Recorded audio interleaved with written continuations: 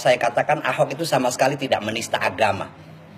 Yang dilakukan atau yang diucapkan Ahok di Kepulauan Seribu itu merupakan kritik terhadap fakta bahwa memang ada orang yang menggunakan ayat-ayat agama untuk menolak kepemimpinan Pak Ahok atau pencalonan Pak Ahok sebagai gubernur Jakarta.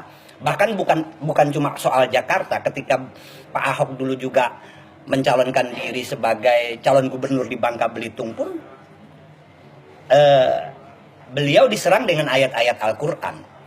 Dan waktu itu dibela oleh Gus Dur, yang Gus Dur mengatakan bahwa Al-Ma'idah itu tidak ada hubungannya dengan pilkada.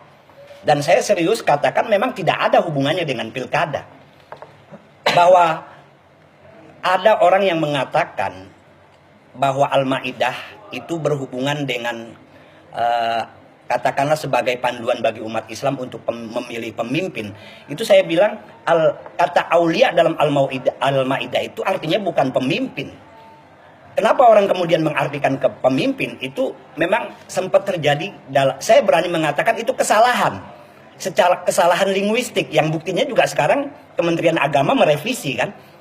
Kalau tidak mengakui sebagai kesalahan, kenapa harus direvisi? Kita harus jujur, saya sering katakan kepada teman-teman yang kebetulan punya kemampuan mengakses kitab-kitab tafsir, jujurlah pada tafsir-tafsir yang ada. Salah satu sifat Nabi Muhammad itu adalah tabligh. Tabligh itu artinya menyampaikan apa yang ada. Nah, kalau kita sebagai intelektual muslim atau ulama tidak menyampaikan apa yang kita ketahui sebagaimana adanya, itu namanya kita tidak meniru Nabi. Bahkan lawannya yaitu kitman, menyimpan pengetahuan, dan itu adalah sesuatu yang sangat tercela di dalam agama.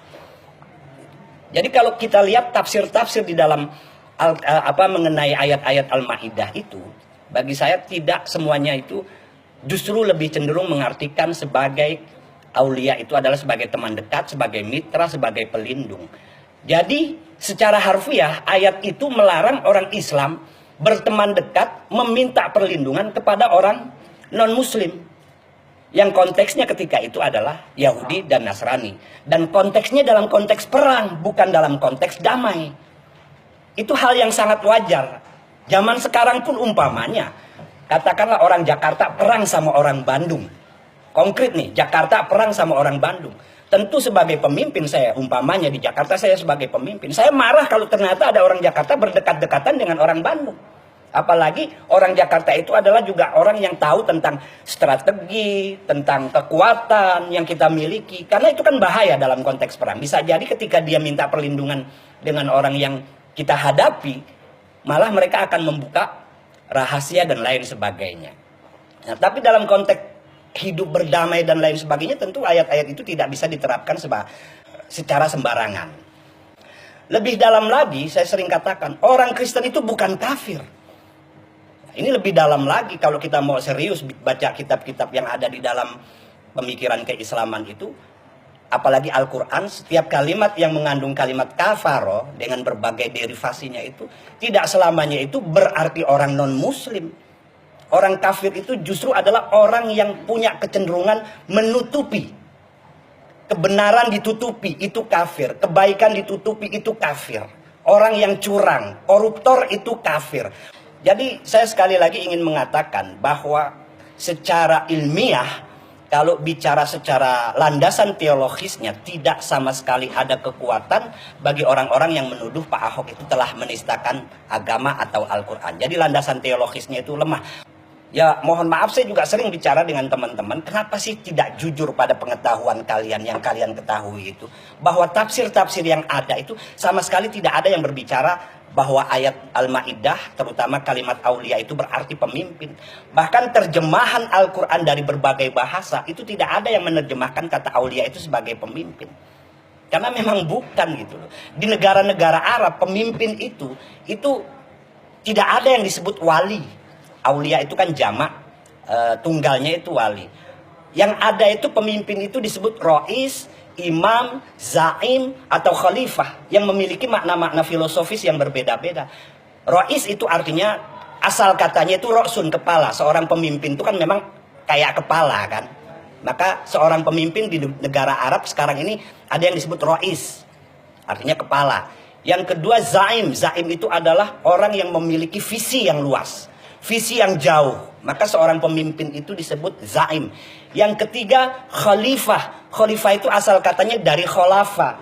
Kholafa itu artinya gantian. Maka yang namanya pemimpin itu harus mau gantian, nggak boleh seumur hidup. Nah, teman-teman nih yang sering bicara tentang khilafah, itu makna khilafah yang hakiki secara linguistik aja mereka nggak paham. Karena yang terjadi khalifah dalam sejarah itu nggak ada yang mengenal demokrasi, yang ada ya seumur hidup. Sekali jadi khalifah sampai mati. Kalaupun diganti oleh anaknya. Padahal kata khalifah itu sendiri asal katanya adalah khalafah yang artinya gantian. Itu artinya lo mau jadi pemimpin ya harus demokratis gantian. Ya kayak di Indonesia inilah sekarang gitu kan dibatasi 2 periode. Jadi ini yang ketiga itu yang tadi zaim, rois, khalifah, imam. Imam itu dari kata amam, artinya di depan. Pemimpin itu juga harus di depan. Memang harus di depan dalam menghadapi segala masalah. Jadi tidak ada di negara Arab itu pemimpin itu disebut wali. Nggak ada. Kalau di dalam tradisi tasawuf, wali itu justru artinya adalah orang yang dekat dengan Tuhan. Orang yang dekat dengan Allah. Orang yang sudah mengalami pengalaman spiritual yang tinggi dan dekat dengan Allah. Itu disebut wali.